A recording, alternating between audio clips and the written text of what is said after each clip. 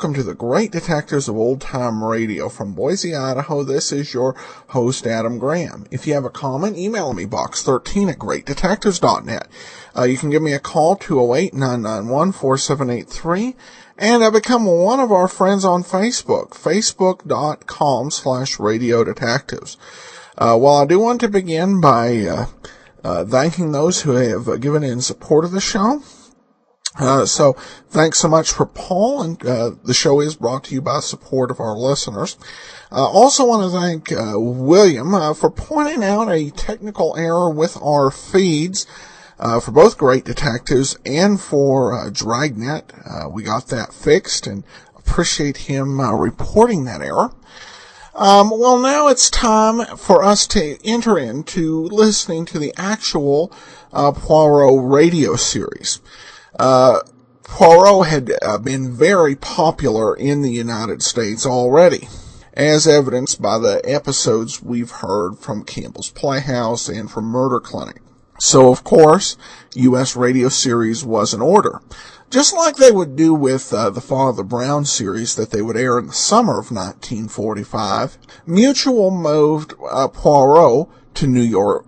And it's for this reason, and not using actual Agatha Christie stories for the episodes, that the series is not particularly well liked by many Agatha Christie fans. However, it's a very interesting, I guess we could say, what-if situation with the great Belgian detective. This particular episode is recorded against the backdrop of World War II, and late in World War II in particular, there was a shortage of housing, and that definitely plays into today's plot. You'll also hear the voice of Agatha Christie in introducing this series. So we have the series premiere. This episode comes from February 22nd, 1945, and it's called The Case of the Careless Victim.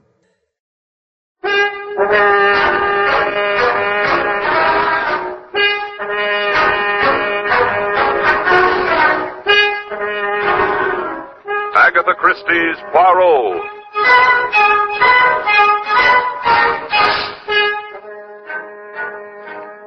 From the thrill-packed pages of Agatha Christie's unforgettable stories of corpses, clues, and crime, Mutual now brings you, complete with bowler hat and brave mustache, your favorite detective, Hercule Poirot, starring Harold Huber in The Case of the Careless Victim.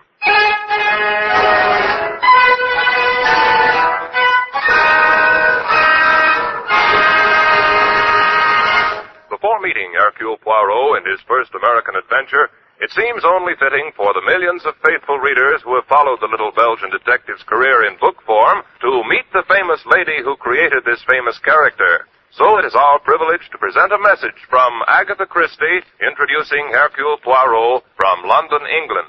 The next voice you hear will be Miss Agatha Christie's. Go ahead, London.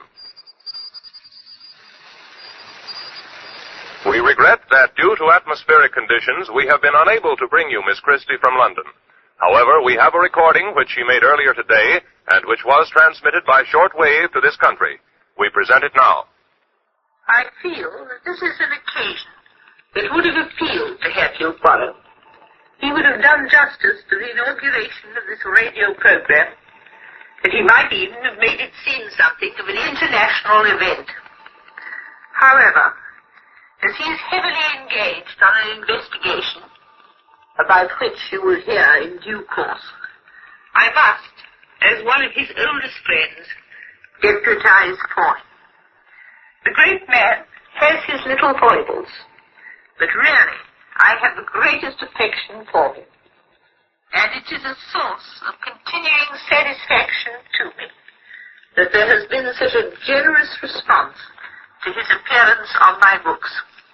And I hope that his new career on the radio will make many new friends for him among a wider public. Thank you, Miss Agatha Christie. And now, Mutual presents Hercule Poirot in his first American adventure, The Case of the Careless Victim.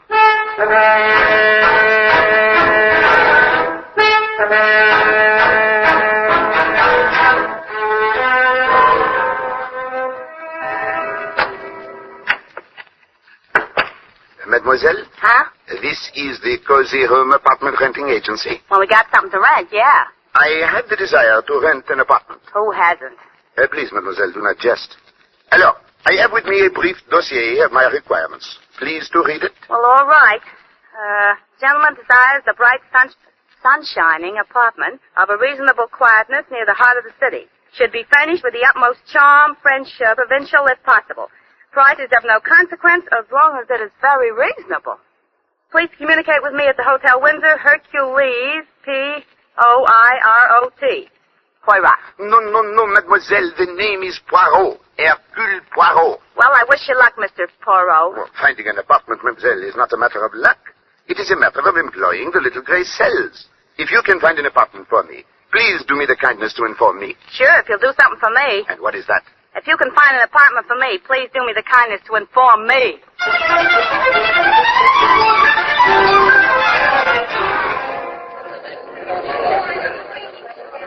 Going up.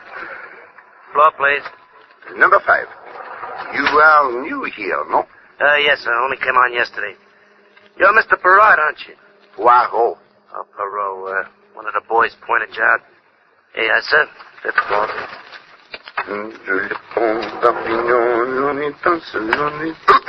1,000 apologies, madame. I'm not tall. It was entirely my fault. Madame appears troubled. Perhaps I may be of some slight assistance. No, Well, if you're sure you don't mind. But of course not. You see, it's my door. It won't open. And where is this alternate door, It's right down the corridor, room 515. If I may have the key. But that's just it. The door isn't locked. I left it open only 10 minutes ago. Indeed.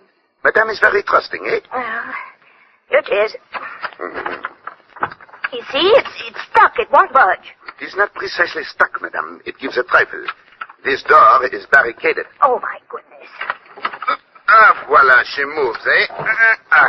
Oh, thanks a million. Now, what do you suppose? No, wait, madame.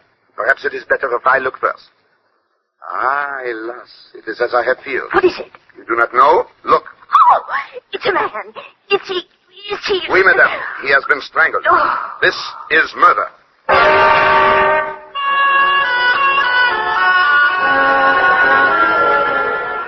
Zut alors, I must compliment you, madame.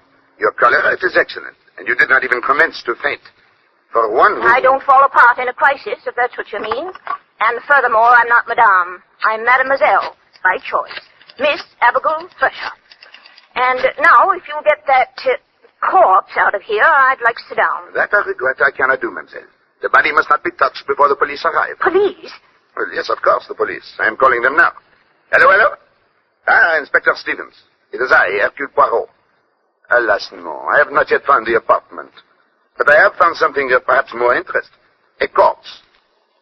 Right here in my hotel. Room number... 515. Number 515. Mademoiselle, what are you doing with the body? Nothing. I was just trying to see his face. You will have that opportunity later. Pardon, Inspector. We are room 515. Bien. We shall expect you immediately. Eh bien, Miss Thresher, now that you have observed the face of this unfortunate one, perhaps you will be good enough to tell me who he is? I certainly will not. I'll wait for the police and let them ask the questions. As you desire, mademoiselle. I merely wish to point out one thing. It is you the police will question first. Me? But of course, you are the most likely suspect, no? All right. What do you want to know? First, what are you doing here in this hotel? Why, I've lived here for 10 solid years, ever since I left West Costigo, Maine. And what do you do? What is your occupation? Why, I don't have any occupation. I've got a little income, and I like it here in New York, and last few years I've been doing war work, Red Cross, and things like that. You seem a trifle vague, mademoiselle. Now, about this man. Who is he? I don't know. I never saw him before in life. Mademoiselle, I advise you to consider your answers with care. Do not forget, a man lies dead in this room. I can't help that. I don't know who he is or how he got here. I told you I was out of the room for 10 minutes. That may be, Miss Thresher, but it does not help you. This man has been dead for at least 1 hour. How do you know? If you will touch the body, you will observe it is already beginning to cool. Therefore, mademoiselle, if you left this room only 10 minutes ago, your situation is indeed grave. For this man was already dead. Oh, but I couldn't have done it. So? And why not? Because his body was lying right across the doorway. You know perfectly well I couldn't get out through this doorway and still leave a body wedged against it. Belgian surety, indeed. Very good, mademoiselle. But you could to have murdered him in here, make your departure by way of this fire escape through the room overhead, and come down inside the building to this corridor where you so innocently made my acquaintance. You see, there is evidence that the fire escape has but recently been used. Now it is not so amusing, eh? I don't care. I had nothing to do with this. I know you detectives. You're out to get a suspect, and just because a man was murdered in my room, Gently, mademoiselle. All is not lost. Fortunately, you deal with Hercule Poirot, who goes one step beyond the obvious. You see, this poor man was not murdered in your room. He was killed in the room overhead. But why? Why kill him upstairs and leave him on my doorstep? That, mademoiselle, we shall discover in due course.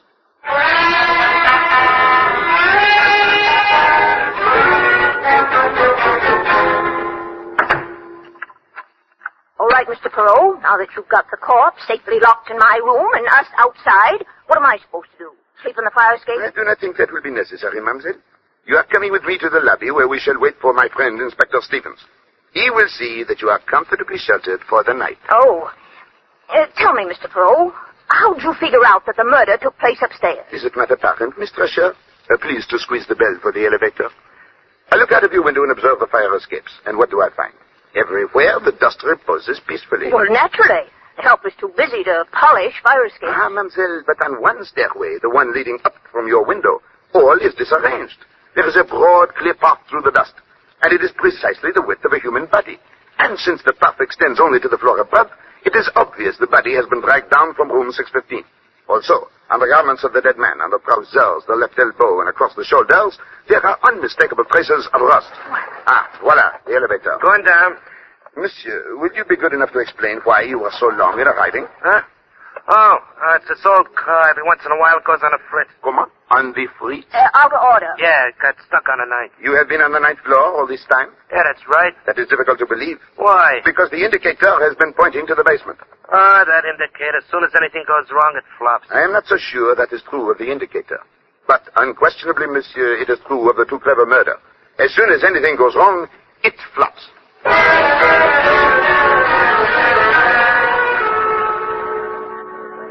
Dear Inspector Stevens, there is the situation. An unknown man strangled to death in one room and dragged down the fire escape to another. Poirot, if this body is the person I think it is, the commissioner will have my head. Ah, mon ami, forgive me, you seem agitated. And we are warned, too. I assigned my best man to guard him, the smartest cop in my force, Sam Trimble. Good Lord, Poirot, there'll be an international scandal. Gently, mon ami, you go too fast, even for Hercule Poirot. Oh. Who is this magnificent figure of international importance? Parrish, Jonathan Parrish. Parrish? Ah, oui, the name rings a bell. He is the big currency expert, eh? That's right. He's on his way to Europe to set up the new paper currency for the liberated countries.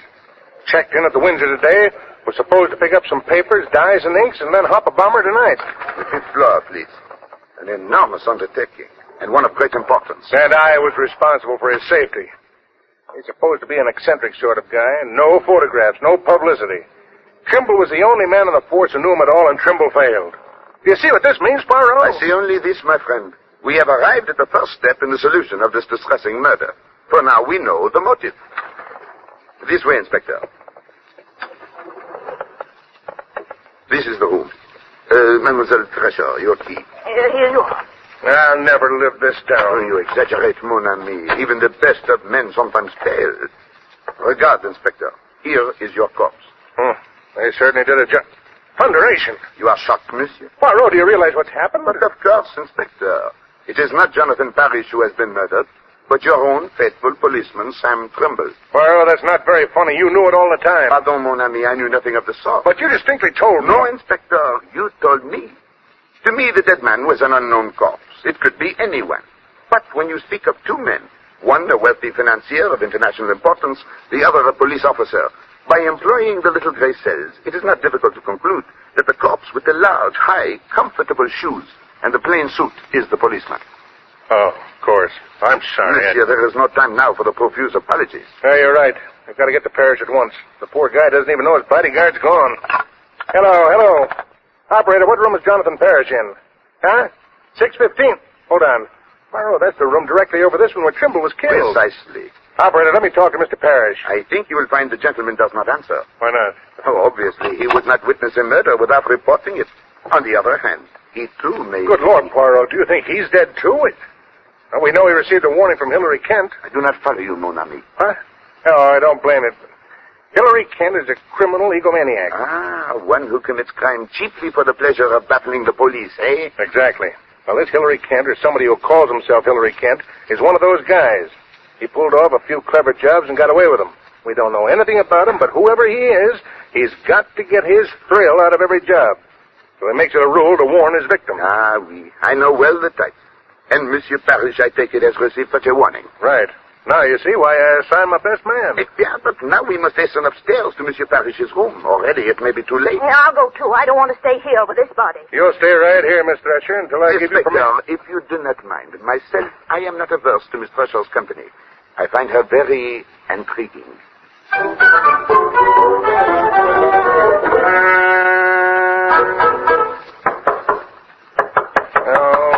No answer. But naturally, you did not expect the murderer to sit down and wait for us. You will have to employ the pass key.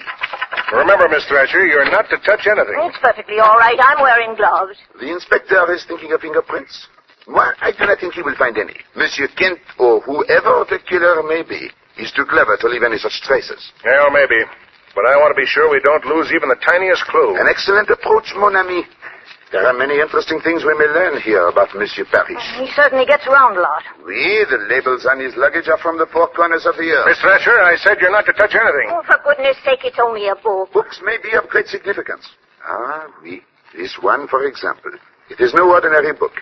It is a stamp album of great value. Some of these stamps are almost without price. Very interesting. This Guatemala blue. Put up your hands, all of you. Thunderation. Don't move.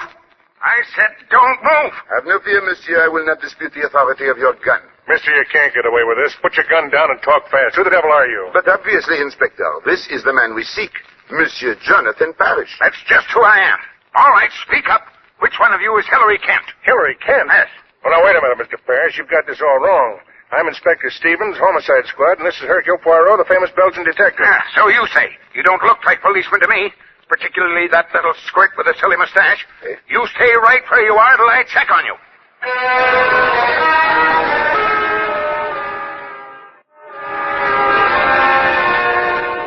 Eh bien, Monsieur Parrish, now that you are satisfied as to our identity. Well, I've heard of you, of course. You're supposed to be the greatest French detective in the world. Oh, always people say that about me, monsieur, but it is not entirely true. I am not French. I am Belgian. Well, I wish you'd all get out of here and leave me alone. I'm expecting my daughter, and I don't want her running into a room full of policemen. But, monsieur, you are in great danger. You must be protected every moment. You offering me police protection? Not worth a hoot. I beg your pardon. That's what I said, not worth a hoot. I have protection. Some detective they assigned to me. Where is he? He is dead. What? He was murdered in this very room while protecting you. Therefore, if you do not object too violently, I shall undertake to protect you until you step aboard your airplane. All right, stay. I don't know how long it'll be. I'm just waiting for one little parcel to be delivered. Then I'm off. Monsieur is taking with him much equipment. Yes, quite a load. I've already sent most of it off to the airport. Ah, bon. That is good. Miss, don't eat that chocolate. It may be poison. Oh, nonsense. This candy isn't poisoned. I wouldn't be too sure. That box of candy supposedly came from my daughter, Laura. It was delivered a little while ago. But you suspect she did not send it? Well, she's supposed to come here in person. Should be here now, in fact. So why should she send it? You are very shrewd, mon ami. Excuse me. Wait a minute, Johnny. Come back here. What you want? Nothing. I just wanted to see if Mr. Parrish got his extra laundry box okay. Yes, I received it. Okay. Excuse me. I picked up a few more things to take along, special dyes and inks. They'll just about fill up that laundry box. Excuse me, I've got to go into the bedroom and finish packing. Crusty old bird, isn't he? How would you be if you knew somebody was out to kill you? No wonder he's jittery. Ah, he is irritable and nervous. That perhaps explains it. Explains what? Why he wears upon his feet that unique pair of socks, one of which is green and the other brown. All right, if the man wants to be eccentric, let him be. I've still got a murderer to catch. Do you want to come along? No, Inspector. I have attached myself to Monsieur Parrish, and I propose to see that... Come in. Inspector, one of the men found this on the sidewalk outside the hotel. Thought you might want to take a look at it before turning it into the lost and found. Okay, Brady, thanks. Lady's purse. Usual assortment of stuff. Cosmetics, perfume, change, keys. You make anything of it, Poirot? Oh, sacre bleu. What is it? These initials, LP. Monsieur Parrish. Eh? What did you say was the name of your charming daughter? Laura. Good Lord. L.P. Laura Parrish. Poirot, where are you going? I have a little idea. Mademoiselle Fresher, please to accompany me. How about Mr. Parrish? You were so attached to him. I have become momentarily detached. I leave him in your care, Inspector. Protect him with the apple of your eye.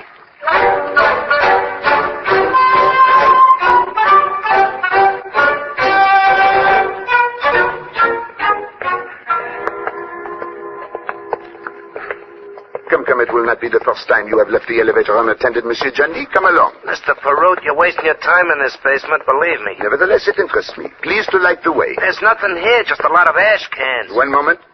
What is behind this door? Well, that's the laundry bin. We keep the solid linen in there. You won't find anything in there. We shall take one brief glance, eh? There, you see? Nothing but a pile of dirty sheets and pillowcases. Good gracious, what a laundry bill they must have. Eh bien, let us proceed to... One moment. What is it? Sacre bleu, here protruding from under these sheets. Holy cow. A foot, a small foot. This is what I feel. Look! Ah, it moves. Then we are not too late. Quickly, monsieur, help me to uncover her.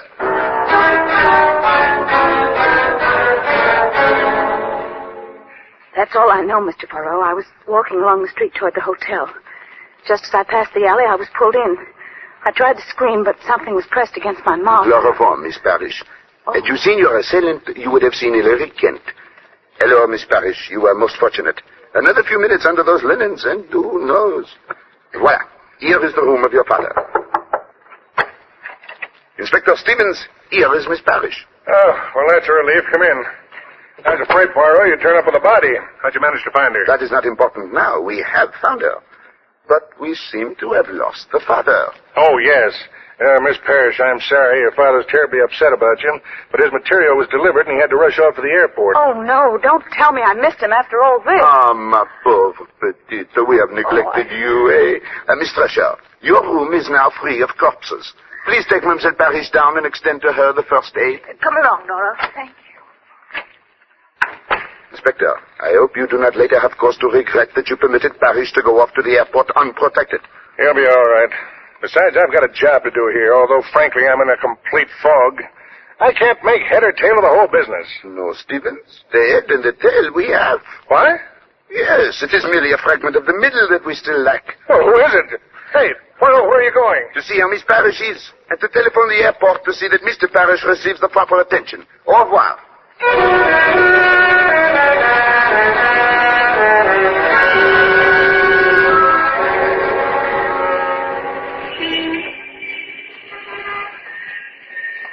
Mr. Poirot, where are you taking me now? I'd like to have some... Mr. Poirot. Hello? Someone calls? It's Johnny in that parked car. Mr. Poirot, I got a message for you from Inspector Stevens. He rushed off a minute ago. From Stevens? What is it? What is the message? He says he just got word that Mr. Parrish has been seriously hurt in an automobile accident on North Salem Road. Dieu, this is too much. You ought to get there as fast as you can. Here's the address. 52 North Salem Road. Monsieur, your duties for the day are over? Yeah. And this is your vehicle? Yeah, why? There is no time to seek a taxi, so I will impose on your kindness. Miss Thrasher, quickly, please. Okay. North Salem Road, right? No, to the airport. What? But Mr. Parrish isn't at the airport. He's injured on North Salem Road. No, mademoiselle. That is what I was intended to believe. Do you not think so, Johnny? He is not there, I assure you. How do you know? Well, North Salem Road is not on the way to the airport. It is in the opposite direction. This is merely a trick to keep us from the flying field. We must hurry there before it is too late.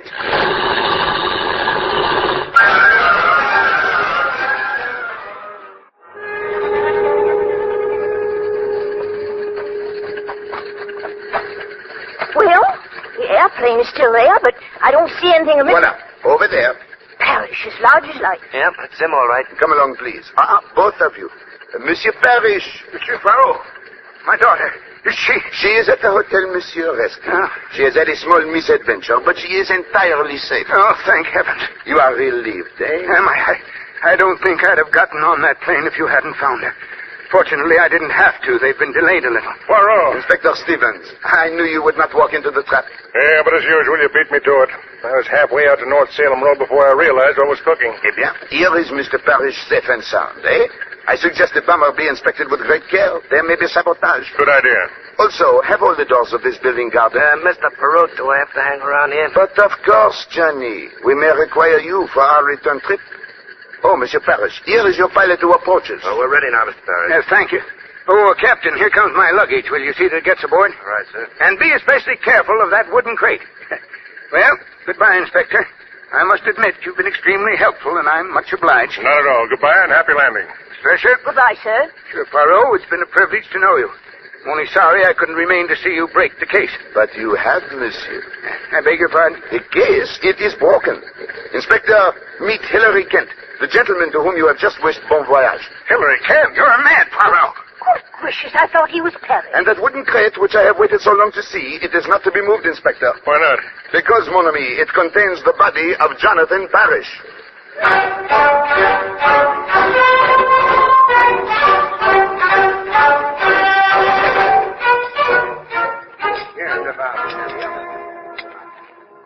A charming restaurant this, n'est-ce pas? The planes circling about give one the feeling of flying, eh? Oh, the feeling I've got is that fine gives you. Keep me from it. Oh, that is natural. I, too, do not like murder, Miss Thresher. Inspector Stevens. Everything is taken care of? Yeah, they're taking Kent away now. Then perhaps you will join us in a little supper. No, thanks, Poirot. I've got to get back. I just dropped over to ask you a few questions. For example? Well, when did you first suspect that Kent was impersonating Parrish? Almost from the start. When we enter the room of Monsieur Parrish, what do we find? An amazing paradox. On the one hand, we have a man who is an ardent stamp collector whose album is in perfect order. Each stamp, each shade of stamp, precisely in its proper place, except the most valuable one of all, a Guatemala blue reposing among American 3-cent stamps. Later, when I look at his socks, one green and one brown, I am certain. The man in the room is colorblind. And therefore not Parrish, the stamp collector. More important than that, he cannot be Parrish, the currency expert, who is to select the colors and shades of the new paper money. Therefore, if the man in the room is not Parrish, who is he? Obviously, Hilary Kent. Then why didn't you arrest him right away? Because without a body, one cannot prove a murder. And I felt sure Monsieur Kent would lead me to the body. Then you weren't guarding him, you were watching him. Precisely. Well, you weren't so smart. When you let him out of your sight, he might have gotten away in the plane. Not at all. When I called the airport, it was to make sure that the plane would not leave until I gave the word. You know everything, don't you? Some things are obvious, mademoiselle. We can suppose Hilary Kent discovers the nature of the mission Monsieur Parrish is engaged in. Ah, what a magnificent opportunity for a swindle, Perhaps the greatest in history. To remove Jonathan Parrish, fly to Europe as Parrish, deliver the papers, the formulas, the dies to the proper authorities, and then, at the moment juste, counterfeit the new currency and reap a huge fortune. Jumping codfish. The man must be mad. Perhaps, mademoiselle, but he is also a genius, He learns that Parrish is at the Hotel Windsor in room 615. He knocks on the door. Parrish admits him and is at once strangled to death, But the body, that must be disposed of, where no one will find it. There is but one thing to do. Take the body to Europe in the very packing case which stands in the room. Then you just guessed where the body was. No, Inspector. There was proof in the room. You remember the second laundry box which Hilary Kent asked for? This is for some special inks, he says to us, which I have only now purchased. Obviously, this is a lie. On such a mission, one does not purchase supplies at the last minute, Hence, I know that these inks and dyes have been removed from some other box or crate to make room for the body. Gracious, it's as plain as the nose on my face. What about Laura Parrish? Oh, I've got that figured out. She calls up and says to Kent, "Pop, I'm coming over." Of course, he can't allow that, or the jig's up, so he gets down to the alley and eliminates her. Right, Poirot? Exactly. As for poor Tremble, he has been with Parrish. He knows him. When he knocks on the door and Kent appears, he demands to see Parrish. Kent kills him, and since the packing case is already occupied, drags him down to Miss Thresher's room. That was his big mistake. He should never have started up with me. Excuse me for a minute. I think that's the morgue wagon pulling in. Mademoiselle, may I ask you a question of a personal nature? Fire away. Mademoiselle Abby, you are not now engaged in a business enterprise. No. Are you fluent with the shorthand and the typewriter? Why, yes. Bon. Mademoiselle, I find you both intelligent and amusing. A rare combination in a woman. Moreover, I am in great need of a secretary with your superb qualifications. Why, Mr. Poirot. Who you do not yet employ the little gray cells to the best advantage. Nevertheless, if you are interested... Oh, Mr. Poirot, for 10 years I've been devouring detective stories, and you ask me if I'm interested. Chief, you've got a secretary. Well, Poirot, they're taking Kent away now. I guess that winds up the case. Not quite, Inspector. Tell me, where does Monsieur Kent reside? We found a lease on him for an apartment in Gramercy Park. That is a good neighborhood? Oh, swell. It's right in the heart of the city. But why do you I ask? do not think Monsieur Kent will need an apartment for some time. But I do. You see, my friends, it is as I have said. To find an apartment in New York City is the essence of simplicity. One has only to solve 2 murders.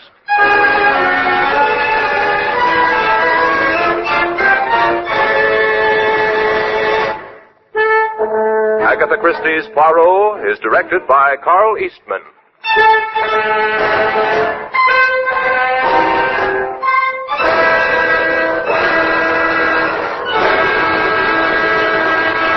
This is Mutual. Welcome back. A nice little mystery here with a nice humorous twist in the end. As you have to use those little gray cells if you're going to find an apartment in New York City in 1945. I also have to credit the writers with some very good foresight, or I should say the producers, in having that recording from Christie ready as a backup. Because anytime you're dealing with electronic equipment, you always have to plan on some sort of backup. By the way, Harold Huber, who starred in the show, was a great character actor. Perhaps his most famous role was in many of the Charlie Chan movies. He played Inspector James Nelson of the New York Police Department. And played a lot of heavy roles in movies and on television. I think I saw one of his last character roles in a 1959 episode of, or it was earlier than that, I think 58 episode of Decoy with Peter Falk also guest starring on that episode. Well, we turn now to listener comments and feedback. And Andy, comments on Facebook, you should bring back Nero Wolfe. Well, thanks for the suggestion, Andy. We don't, unfortunately, have any new episodes of Nero Wolfe, or newly discovered episodes to play. But I'll take that as a play it again, Adam, request, to borrow a phrase from Casablanca. And if I do start replaying series, that's going to be close to the top of the list, along with Pat Novak for Hire, where I still, it's I think the first time we played Pat Novak, that was one of our first series, and we were done with it after about 18 weeks. But I still get folks emailing me from time to time about that one, so I'll keep those in mind. All right, well, that will actually do it for today. We'll be back tomorrow with Let George Do It, and join us next Tuesday for another in these great episodes of Agatha Christie's Poirot. Send your comments to box 13 at greatdetectives.net. Give me a call, 208-991-4783, and become one of our friends on Facebook, facebook.com/radiodetectives. But from Boise, Idaho, this is your host, Adam Graham, signing off.